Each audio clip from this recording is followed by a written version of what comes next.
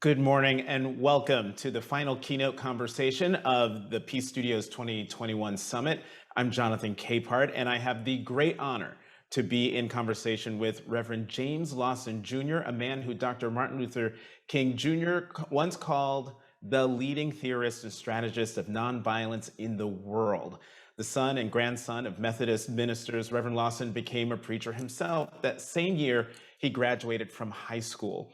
In 1960, Reverend Lawson helped launch the Nashville sit-in campaign, successfully desegregating Woolworth's lunch counter and quickly becoming an inspiration to a new generation of civil rights leaders throughout the South, including the late Congressman John Lewis, who considered Reverend Lawson his teacher. Now, more than a half century since Reverend Lawson first became a central architect of the civil rights movement, his legacy and courage continues to be an inspiration as we face these challenging and polarized times. It seems fitting that he would be here with us on today of all days, the UN International Day of Peace. Reverend Lawson, welcome. And as I told you before we came on, it is an honor and a privilege to meet you via the screen and for you to be with us today. Thank you, Jonathan Capehart. I'm delighted to be here, and I'm pleased to see you and have this conversation with you.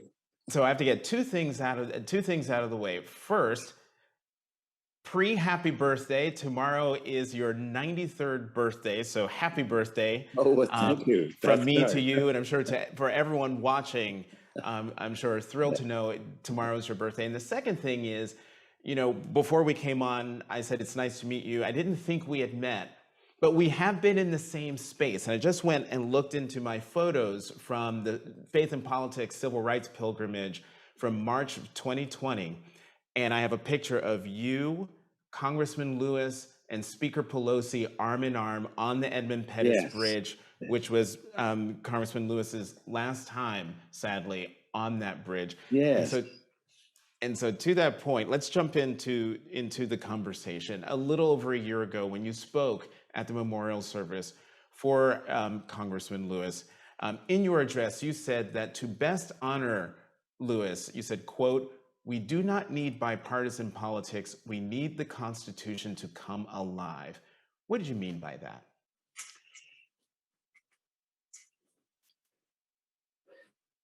Well, I take a very great privilege in having been born in the United States of America, which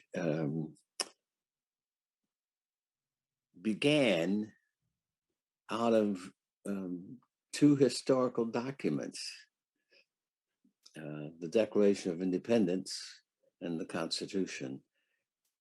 Both of them, in my mind, represent almost an impossible reality. Top-down government was the norm across the earth. Few people had even heard that there's an alternative. It's called democracy. And here are these men in the 13 colonies establishing this constitution. I am convinced that you cannot have a constitution like that and have competent government unless the visions, the language, the politics of the Constitution are central in your thinking and planning. So I think that one of the difficulties with our history is that we've had the Constitution and we've pretended so often that we fulfill it, when in reality, if you know our history, you know full well that rarely have we done even 50% of what that document calls us to do. And even today, part of the turmoil and confusion is because we do not have a USA ethos in which constitutional visions, philosophies, political theories, methods, and tactics are critical. We borrow from anyone rather than learning out of the magnificent visions of life that I think the Constitution represents. You know, one of the things about the time that we're in, especially judging from what you've just said, it just seems as though we're living in a time where power for power's sake is what's driving everything. You know, leave aside the words of the Constitution. And it made me think of something that one of your inspirations said, Mahatma Gandhi, who once said, quote, "The day the power of love overrules the love of power, the world will know peace." So, what do you see as the opportunity before us as individuals, especially on this UN International Day of Peace, to become more attuned with this power of love? Well, the beginning point for any of us, in my judgment, is the cultivation of that love in our own lives, being transformed by it in our dreams and visions and in our behavior. So the beginning point for me, for the human race, is always this. Each person is a singularity of life. They have within themselves at birth all the stuff of life that they need to become a living reality of loving and living powerfully and fully. We must cultivate that God-given creator, using the Declaration of Independence, creator-given life. And part of the reality is that we stray away from using that life and we attach to a narrow view of power or wealth or domination, and we ignore the very gift of the creator. So, Reverend Lawson, so on that point, are there practical steps that we can take to be the fulfillment of that power of love? Yes, I think so. The two of the best teachers of the human race are Moses and Jesus, ancient teachers. I want to speak of them not so much from the layers of history and religion that have been wrapped around them, but from the point of view of their teaching.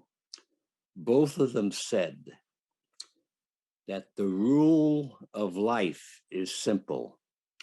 You shall love the Lord your God with all your heart and with all your soul and with all your mind and with all your strength. You shall love your neighbor as yourself. So in that ancient teaching, it is implied you are a living thing and you are a thing that becomes. You never stop being transformed. You never stop learning. So in order to attain that, you must put at the center of your journey. If you don't want to use the term God, you can use the term creator. You can use the term life force. You can use the term love force. But the energy that produced the human race You must love with heart and soul and mind and capacity, strength, and your neighbor as yourself.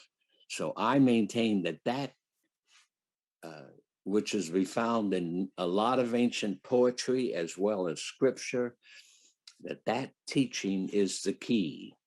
You cannot neglect your in-house work, what I often call your life's homework in every stage of your being. You have to cultivate heart, soul, mind, capacity, and the neighbor has to be at the center also in that process. I like that, life's homework. And as you saw, you probably saw me writing down as if it was homework, heart, soul, mind, and capacity. Gallup released a poll back in April that showed for the first time that a majority of Americans don't belong to a religious institution such as a church or a synagogue. You've said before that you are critical of religion because it has clouded the important role that faith plays in all of our lives. How do you grapple with an America that seems to be moving away from faith-based institutions into predominantly no religious faith? Or is religious faith, given what you just said, is religious faith necessary? Well, if you define religion as the Vatican or the World Council of Churches or as, quote, Christianity, and then that is a critical issue. I define religion as the central way in which each of us human beings must integrate our lives around the center being of our own character. So religion is not primarily the creeds and the faith and the church on the outside or the synagogue or temple on the outside. Religion is, first of all, the way in which every human being integrates their life, integrates the way they think of themselves and live, the world that they see and live in, and the human race, especially that they live in, and how they proceed to make their lives matter to themselves and to others.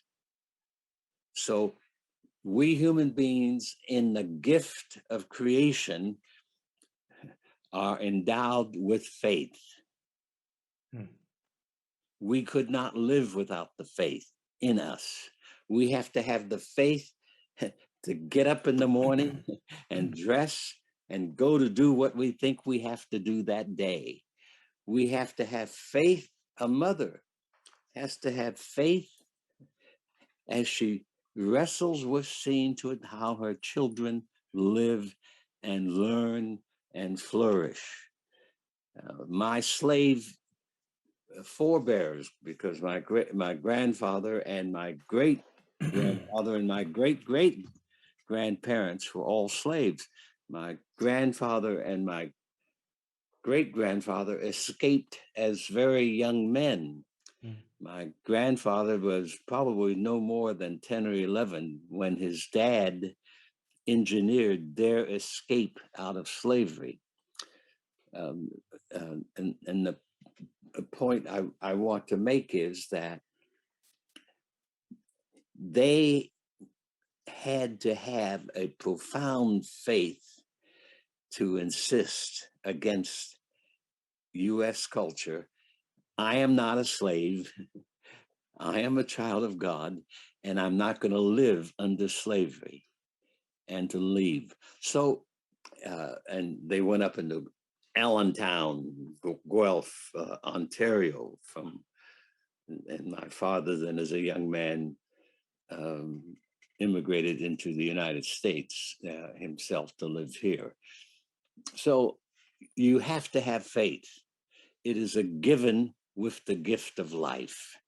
Now, do you want to call that religious faith? You may. Well, most people don't see it as that. But we human beings are so created that without the faith to take every day and one breath at a time and one step at a time, we would not do it if faith were not a major component and a dimension of life. Mm-hmm. And yet, Reverend Lawson, on your point about faith, faith gets challenged. And I'm thinking about, the current peace movements. In an interview you did a couple of years ago, you said you believe that current peace movements have, quote, failed to stop wars because they do not understand that the road to peace is justice. So what would it take for us to really build an effective movement for peace in this country that would result in dismantling racism and create a new sense of equity and well-being for all that, in addition, would be centered, if not centered around faith, wouldn't test the participants' faith in what they're doing? Well, I feel our country is extremely complicated. Our nation remains, in my mind, the number one enemy of peace and justice in the world. With our history of violence, lynching, hanging women as witches in 1637, wiping out the indigenous peoples and the thousands of tribes that lived here, slavery, and what I call plantation capitalism.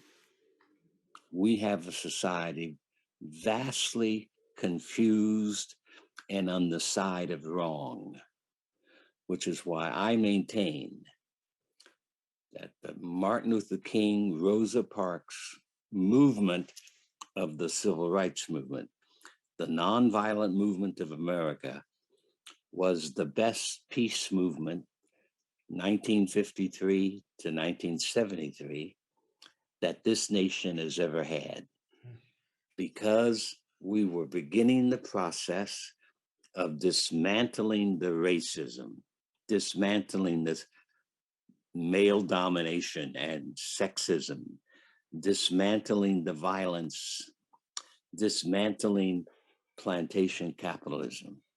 And I see the change. One cannot believe the massive changes that have taken place in the United States in the last 60 years.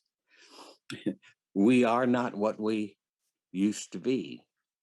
And that's why we are in such a terrible plight now, because the resistance to we hold these truths to be self-evident has come full bloom through the Trump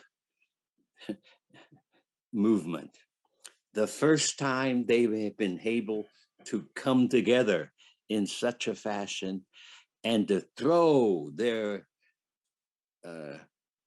negative living, negative visions of life and of themselves and of the world into the into the middle of the USA.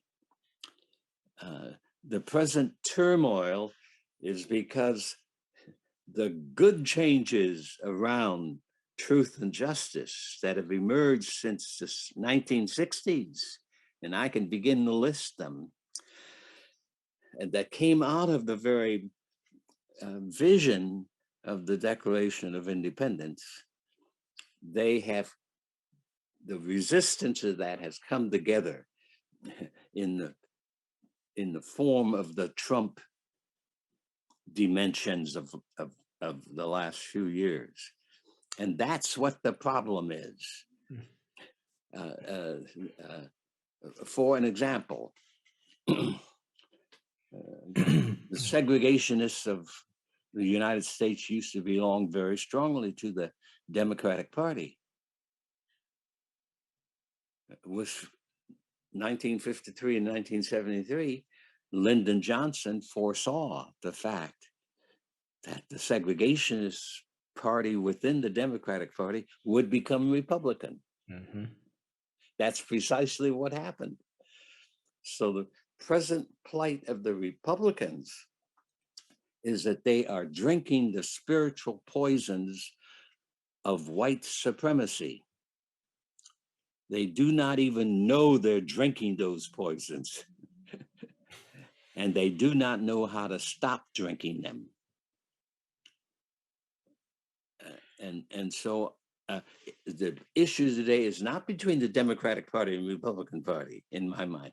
It's between the progress that we've made, and it is Congressman John Lewis who first used the term in my presence, the nonviolent movement of America.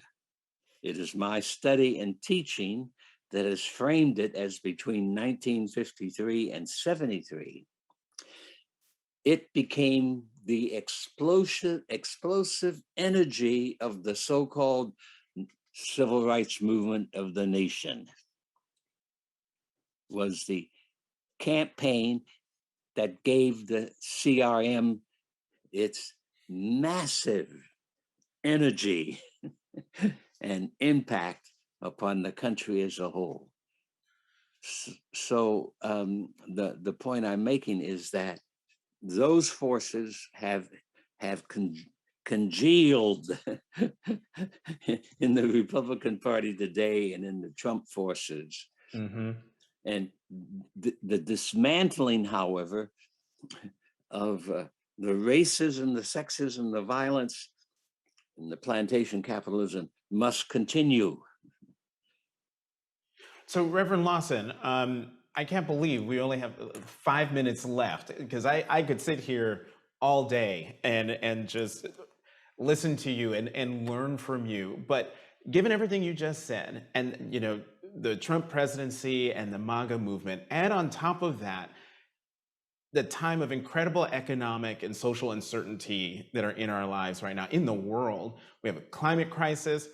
The United States just ended its 20-year war in Afghanistan. We're still going through a racial reckoning, which is part of what you were talking about, the ongoing COVID-19 crisis. There's a lot going on. And I'm wondering, and I'm sure a lot of other folks are wondering, where are you getting your sense of hope right now? Do you think we'll ever be able to build the beloved community that was Dr. King's vision? I remember living in the United States in 1940, 1947, 1958, 1962. So I recognize how much change has taken place. It's phenomenal. Let me give one of the illustrations. In high school in Ohio, I had the privilege of visiting any number of colleges for speech, debate, drama, activities of all kinds. Those colleges at that time were all white, male dominated. Women were part of the student body, but they were not in administration. They were not that many as faculty people. Well, with the 1964 Civil Rights Bill that our movement passed through the Great Society activity in Johnson's work, President Johnson's work, you cannot now go to universities or colleges without seeing presidents of universities. I met with one yesterday, very large state university. You cannot, women are everywhere, and women of color are there. in many different capacities as I travel now that college circuit. A radical change. I could go on. Mm-hmm. Not since 1960, 62, 63 have I walked into a restaurant and been refused service, or into a hotel in Washington, D.C., in Cleveland, Ohio, in Peoria, Illinois. As a young man doing the work I was doing and the learning I was doing, I had to be ready to be refused service. That no longer is the case. Our young people do not recognize how much access now they have, where just a couple of decades ago, all across the country, a Black person could not move around without being prepared in character to face hostility. Now, I'm not saying that the hostility is gone. Sociologists tell us that close to 2/3 of Black people say they meet a hostile assault every day. 2/3, that's the sociological studies. I suspect that has now changed since 15, 20 years ago, but that's the reality. We have not yet gotten to the deep, deep spirituality or spiritual things that harass us, but the change is here. And what a part of the battle going on is the resistance to the change. I cannot turn on television to look at news commentaries, which I do, without seeing the diversity of the United States. You could not do that as recently as the 70s or the 80s. Right, or the 90s. And into the 90s. In some cases. Yes, in many parts. Yeah, exactly. You know, Reverend Lawson, what I love about what you just told us, it is a reminder. Sometimes people think history is history, it's there in the past. And a lot of what we're talking about is within lived memory. It is within your lived memory. Yeah. I was born in 1967, so I'm part of that first generation since the civil rights movement. So a lot of things we're talking about aren't centuries ago in terms of that's right. The fight for equality in this country. It is within a few decades. And Reverend Lawson, I want to end on an upbeat note. And I just considering that the Peace Studios mission is all about supporting artists and journalists in an effort to build a more peaceful world, and you are a reservoir of lessons learned. Just give us one lesson learned you could share with us about how we could best play in the continued fight for justice, equality, and human dignity. I think doing that continuous life homework to be transformed and then to participate in the transformation of the environment around you is perhaps for me been the wonder, the amazement for me of my life, still is.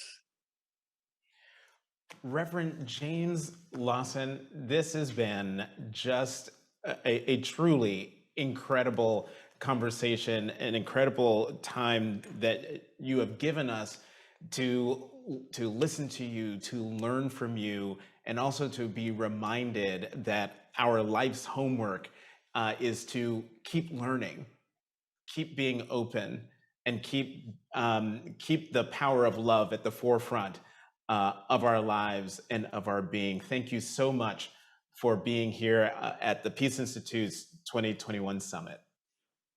Thank you so much, Jonathan Capehart.